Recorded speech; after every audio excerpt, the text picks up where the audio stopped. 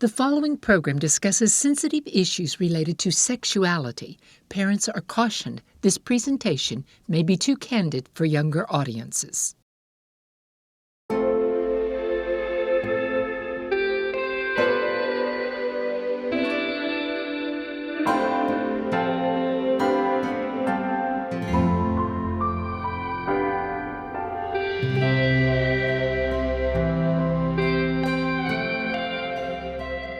Welcome to Intimate Clarity. I'm Jason Bradley, and here with me is Jennifer Jill Schwarzer, and she is a licensed professional counselor. And today we are going to discuss a very important topic, and it's a conversation we need to have. That's right. So, Always. Jen, what I want to know is, how do people recover when they've been sexually abused? That's a really good question. We did another segment on sexual abuse. We discovered that before the age of 18, almost 8% of boys and almost 20% of girls have been sexually abused at some point. So it's far too common. Yes. And so this is a big question, and it needs a big answer. But let me go back and reestablish what I've reestablished so many times, and that is that sexuality is sacred. God designed us so that that would be a very special thing that would be kept sacred. And we see in Deuteronomy 4:24 that God is a consuming fire. And we see in Song of Solomon, chapter 8 and verse 6, speaking of marital love, that it's like coals of fire. So sexuality is sacred. It's set apart by God. And we see in the story of Nadab and Abihu in Leviticus chapter 10 that the two sons of Aaron brought strange fire into the tabernacle. And what happened to them? You remember? You were raised with Bible stories, weren't you? I was, but I don't remember. You don't remember? Well, the head. fire came out from God and consumed them at that moment. So God did not want that strange fire in that sacred space. And sexuality for each and every one of his children is a sacred space. And when that sacred space is violated by someone from the outside, God is angry. And if it was Old Testament times and a child got abused, I think he'd be all consuming fire. Yeah. So one of the things that happens with people that have been through abuse is they ask, where was God when this happened? Why didn't God do anything? Why did God allow that to happen? Do you want to take that one up? Well, sure. I think, sometimes first of all, who is it that's causing these things to happen? It's not God, it's the enemy. A lot of times you see people kind of blame God, but it's the enemy that's causing these things to happen. He's out to steal, kill, and destroy. And so God is there, and it's painful for him to see that. And do you think he actually gets angry at the he becomes angry at what's done? Yeah, absolutely. I definitely believe that he becomes angry at what's done, and unfortunately, sin has to play out. Until the second coming. That's right. Or we wouldn't see sin for what it really is. Absolutely. And sin in the New Testament is called iniquity sometimes, and that word iniquity is anomia in the Greek, and it means lawlessness. Okay. So if we expect sin to be fair and only affect the people that deserve it, we're expecting far too much of sin because it's lawless. Yeah. God is the one that's fair, not sin. Yeah. So we have to kind of see it for what it is. And so because of the rules of engagement with a great controversy, God has to allow these things to kind of roll out so that we see them for what they really are. But I think the most important takeaway for victims of abuse is that God is angry, particularly when the vulnerable are oppressed and exploited by stronger entities. God is angry at that, and God is especially angry, I think, when children are violated and when their sacred space is violated. And God said, "Vengeance is His. Vengeance is mine." Yeah. Says the Lord. So I don't know the text. I will repay. Exactly. Yes. Exactly. So you don't know how that person is going to be impacted, the person that's inflicting the harm. You don't know what's going to happen to them in the long run. It'll come back to them. But yeah. Martin Luther King Jr. said, the moral arc of the universe is long, but it bends toward justice. People reap what they sow eventually. Yep. Not as fast as we want them to because we're so angry. Yeah. But I think it's very helpful to victims to know that God is angered by man's inhumanity to man. We want to soften God's character so much these days, and we want to sort of purge him of anything negative and make him into kind of this designer God that's more like a gift card than a real deity, you know. And he has the full gamut of emotions, just like we do, only billions of times more and more intense, because he's the one whose image we are made in. So God can get angry, that's a fact, and God is angry when the strong exploit the weak. And I think it's very therapeutic to share that with victims of abuse, and I do share it in a clinical setting with them. Yeah. Yeah. And what's the typical response that you get? Astonishment. And the reason is because often they are in a family that downplayed what happened to them. So sexual abuse is much more harmful when it happens within a family, because when it happens in a family, it signals not only the abuse itself, but it signals the failure of the protective system. Okay.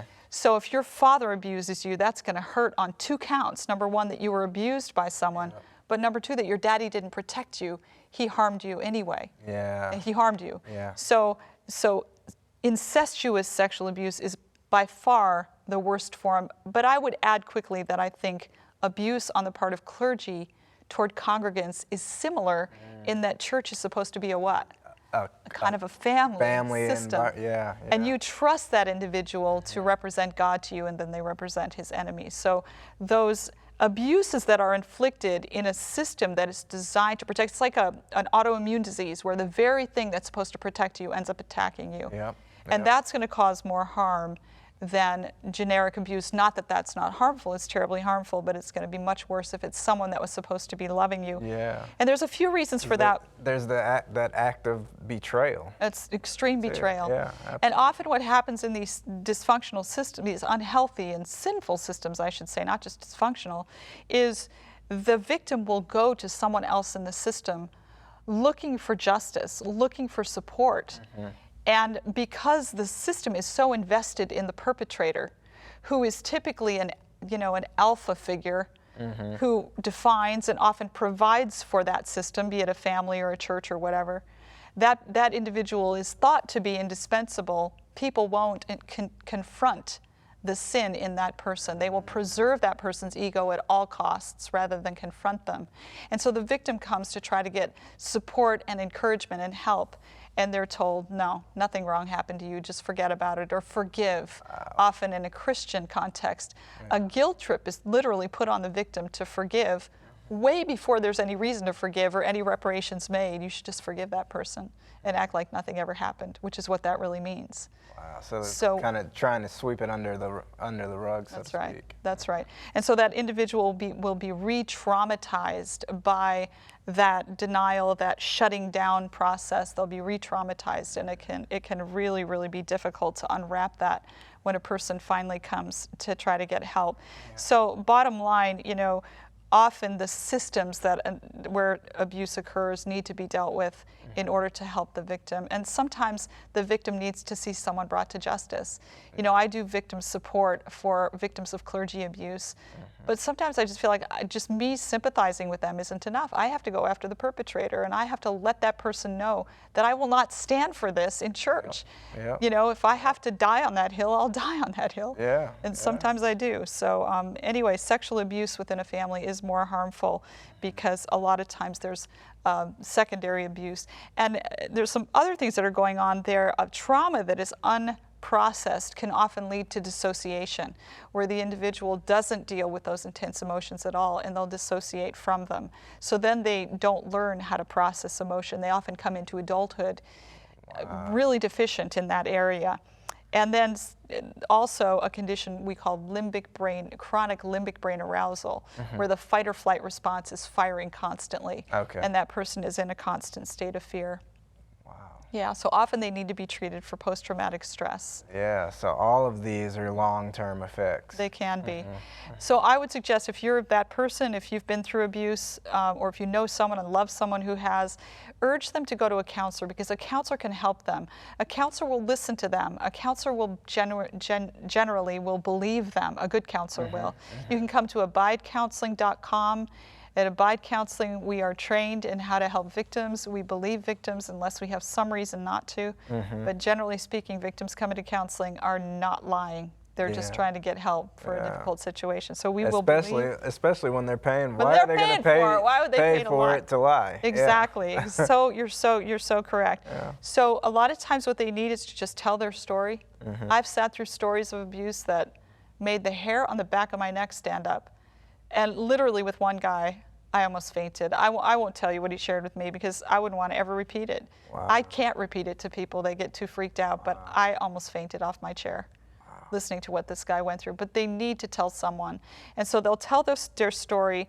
And there are some other treatments for post-traumatic stress disorder. There's a technique that a lady named Frances Shapiro developed. Okay. She was walking in a park thinking about a disturbing event, and she noticed that as her eyes moved back and forth across the field of vision, it didn't bother her as much. So she realized that bilateralizing the brain enhances its ability to process difficult emotional material. Oh, wow. So she developed a way called eye movement desensitization and reprocessing. Seems a little like hypnosis, but it's not because there's no mind control involved. That's the objectionable feature of hypnosis in my thinking. Yeah.